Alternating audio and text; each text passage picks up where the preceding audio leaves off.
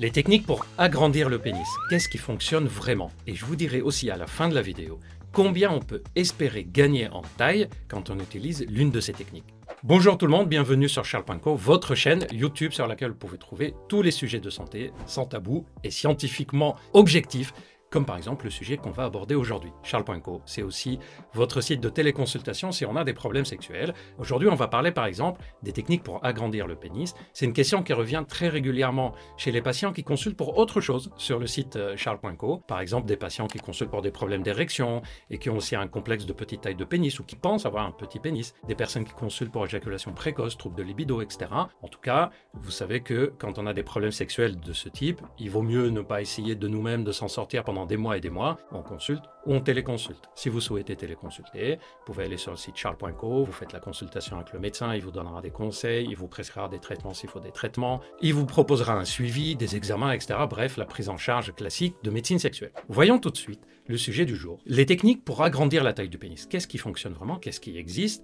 Et combien on peut espérer gagner en taille du pénis? Très récemment, la Société nord-américaine de médecine sexuelle a fait une publication de mise au point sur les techniques chirurgicales, tout ce qui est, on va dire, invasif, c'est-à-dire mécanique pour agrandir la taille de pénis. Et pour chaque technique, elle a dit, cette société scientifique, ce qui marche pas, les risques, etc.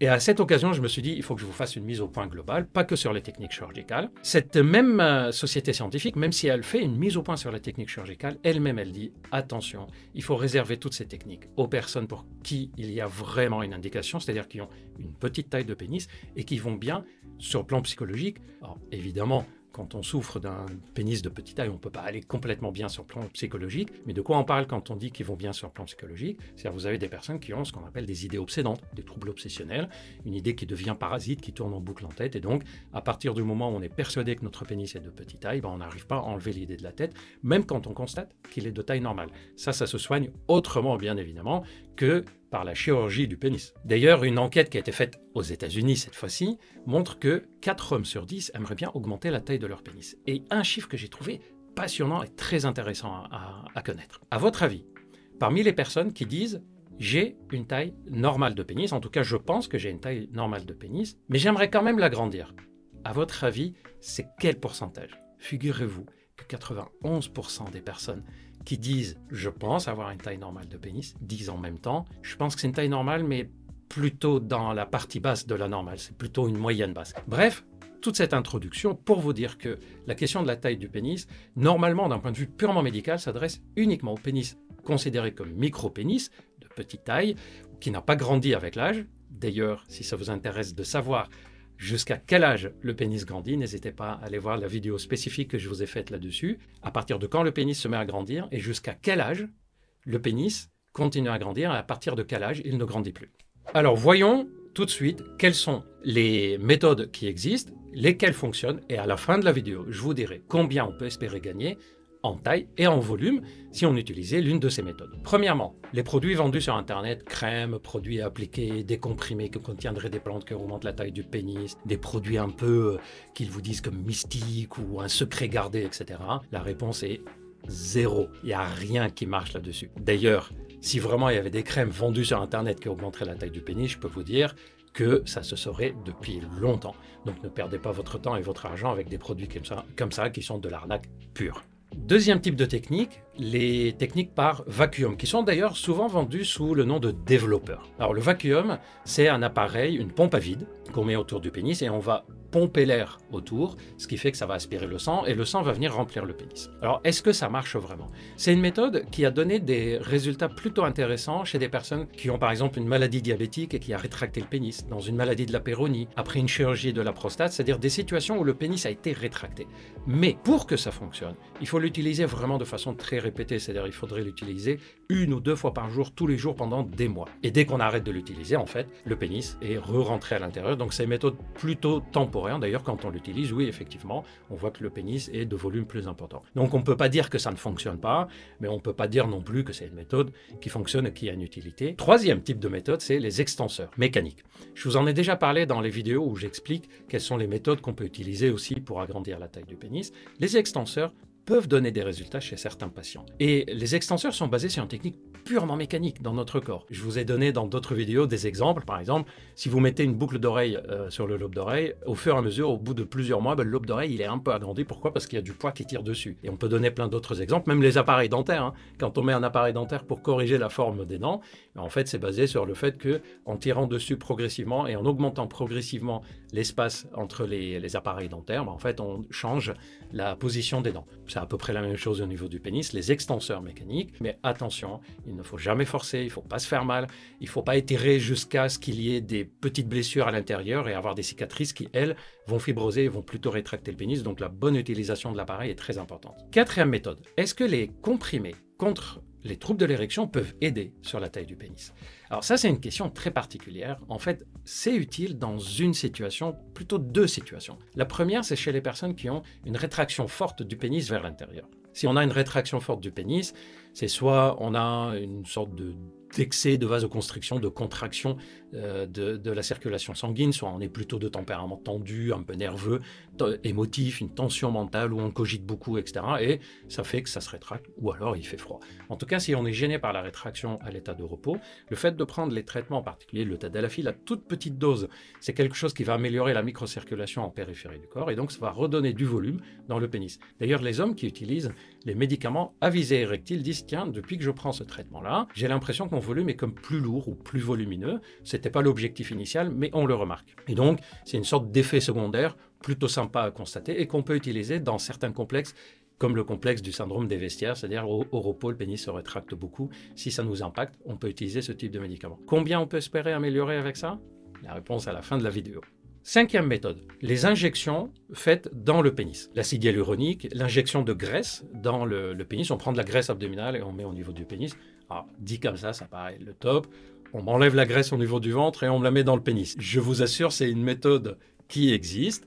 Et c'est une méthode qui a malheureusement des inconvénients. La société dont je vous ai parlé, nord-américaine de médecine sexuelle, a montré qu'il y avait quand même beaucoup d'inconvénients à cette méthode. Des déformations au niveau du pénis, des déformations qui peuvent devenir durables, des cicatrices. Avec l'acide hyaluronique, parce que je vous ai dit c'est soit l'acide hyaluronique, soit la graisse, il y a aussi des complications de type des douleurs qui deviennent insoutenables, durables, chroniques, et parfois des troubles de l'érection et des troubles de l'éjaculation. Et c'est pas si rare que ça, c'est pour ça que ces sociétés disent attention, ça ne se fait pas à la légère, ça doit être fait aussi par des médecins spécialisés. D'ailleurs, si ça vous intéresse de connaître quelques complications des injections d'acide hyaluronique dans le pénis, allez voir la vidéo que j'ai faite avec mon collègue, le docteur Marc Galliano, spécialiste, chirurgien spécialiste du pénis.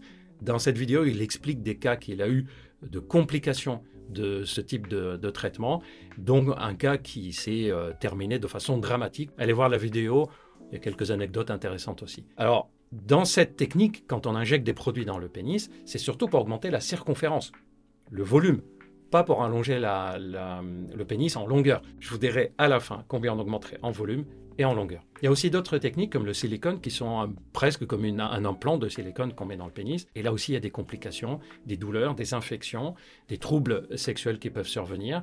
Et la Société de chirurgie urologique dit attention, ce sont des méthodes qui ne sont pas validées. Sixième type de technique, ce sont les chirurgies, les opérations. Donc là, on ne parle pas d'injection. Une des opérations les plus courantes, c'est le fait de couper le ligament suspenseur. Je vous montre. Vous avez ici le pénis et ici, entre l'os du pubis et le pénis, il y a un ligament qui permet au pénis d'être suspendu. En fait, c'est ce qui fait qu'en érection, on a le pénis qui est relevé. Ce ligament, c'est ce qui retient aussi le pénis vers l'intérieur. En coupant le ligament qui est entre l'os du pubis et le pénis ici, on peut espérer à ce moment-là que le pénis soit plus facilement sorti. Alors, évidemment, quand il est en érection, il ne va plus remonter, il va plutôt être à l'horizontale, mais ça permet de l'extérioriser. Cette chirurgie semble être l'une des moins complexes, celle qui donne le moins de complications, d'après la Société de chirurgie au niveau urologique, chirurgie du pénis, mais c'est pas quelque chose qui fonctionnerait chez tout le monde. Ça va surtout être utile chez des hommes qui ont un ligament très épais, très tonique, qui tire vers l'intérieur. Mais ça améliore quand même. Et ça donne d'ailleurs des chiffres parfois très intéressants sur la longueur. Mais comme ça reste une chirurgie avec des risques de complications, d'infections, d'hématomes, etc., même si c'est limité, on va la faire que chez des hommes qui ont vraiment un pénis de petite taille et que ça vaut le coup d'être opéré. Il y a d'autres types de chirurgie, d'autres méthodes qui sont un peu moins validées que celles que je viens de vous dire, qui donnent aussi des résultats. Et enfin, pour parler dernièrement de la méthode de l'implant pénien, c'est-à-dire on va mettre une prothèse du pénis. Là aussi, souvent, c'est associé au fait de couper le ligament suspenseur pour pouvoir tirer le pénis vers l'intérieur et mettre un prothèse. Là, quand on arrive au stade de la prothèse, c'est qu'il y a vraiment un énorme problème médical à la base, soit des troubles érectiles sévères, soit un micro-pénis vrai avec des grosses complications sur le plan mental, psychologique. Donc, comme il y a des complications de toutes ces méthodes, quand on parle de complications, c'est des troubles érectiles qui ne sont pas réversibles, c'est des complications d'infection locale qui fait qu'on est embêté pendant des mois et des mois, des douleurs, des changements de sensations, troubles de l'éjaculation, qui fait que beaucoup de personnes qui ont fait cette opération, finalement, regrettent un peu. Et c'est pour ça que ni je vous dis qu'il ne faut jamais faire ce type de traitement, d'injection, d'opération, je ne dis pas qu'il ne faut jamais le faire, je dis qu'il faut le faire en ayant d'abord pesé le pour et contre, en ayant d'abord vérifié est-ce qu'il n'y a pas moyen d'améliorer autrement, est-ce qu'il n'y a pas d'autres méthodes, est-ce qu'il n'y a pas un complexe qui s'est installé suite à des choses d'ordre psychologique qu'on peut résoudre sans forcément aller jusqu'à ce traitement très invasif avec des risques de complications. Je vous ai promis tout le long de la vidéo de vous dire combien on peut gagner. En moyenne, d'abord en moyenne, ensuite je vous dis un peu plus en détail. En moyenne, quand on fait des interventions pour allonger la taille du pénis, en moyenne on gagne 1,5 cm, 1 à 1,5 cm en longueur, en érection, 2 cm en moyenne, à l'état de repos. Donc ce n'est pas non plus un gain énorme, mais chez des personnes chez qui un petit allongement serait utile, par exemple quelqu'un qui passe de 10 à 11, 11,5 cm, le changement est assez intéressant. Quelqu'un qui passe de 13 à 14 cm, le changement ne sera pas forcément très perceptible. Mais en tout cas, il y a un allongement, donc allez, on va dire 1,5 cm, maximum 2 cm en érection. En circonférence, là c'est plus important, on peut gagner 4 à 5 cm sur la circonférence, puisque ça dépend de la quantité qu'on va injecter, mais n'oubliez pas, c'est entre la verge et la peau, et donc on peut avoir des déformations. Si le sujet vous intéresse sur les déformations, allez voir la vidéo que je vous ai faite, quel est le pénis idéal d'après les femmes. Et vous verrez qu'avant de juger la taille, la plupart des femmes jugent plutôt l'allure globale du pénis. Donc un pénis qui est de gros volume, mais qui a des déformations ou qui a des cicatrices, des séquelles, etc., il sera jugé moins attractif qu'un pénis d'un volume plus petit, mais qui est harmonieux. Allez voir la vidéo, je suis sûr que vous apprendrez beaucoup de choses sur la préférence, et l'idée de la taille, vous verrez, n'est plus un point central crucial. Dans les méthodes que je vous ai expliquées, dans l'extenseur du pénis, en général, on gagne jusqu'à 1 cm.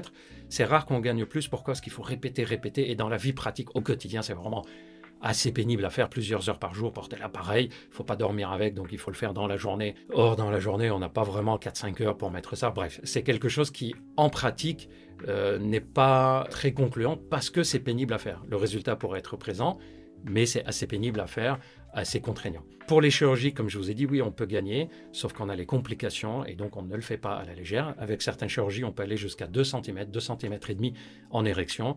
Et donc là, on va le faire pour des personnes qui ont vraiment un petit pénis, puisqu'on prend le risque de complications.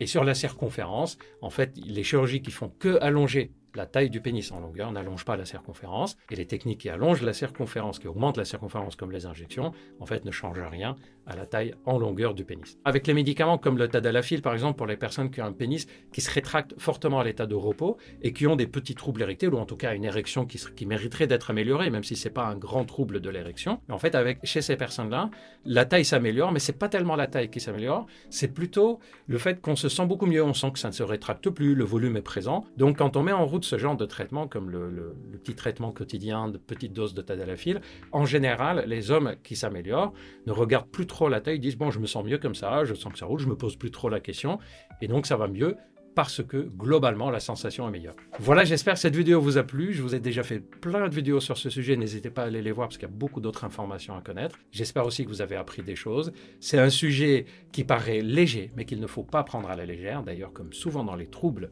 qui concernent la sexualité, ça peut paraître léger, mais ça peut avoir des conséquences sur les hommes et sur leurs partenaires ou sur les problèmes sexuels féminins, ça peut avoir des conséquences psychologiques. C'est pour ça que même si ça paraît léger comme sujet, il ne faut pas le prendre à la légère. En tout cas, n'allez pas acheter des produits à droite à gauche, perdez pas votre argent avec ça, tout ce qui est vendu sur Internet. J'espère en tout cas que cette vidéo vous a apporté quelques réponses, beaucoup de réponses je l'espère. Si c'est le cas, n'oubliez pas de liker, commenter, abonnez-vous, déclenchez la cloche de notification. Moi je vous prépare plein d'autres sujets sur plein d'autres points d'ordre sexuel, santé générale, etc. Je vous donne rendez-vous très bientôt, prenez bien soin de vous.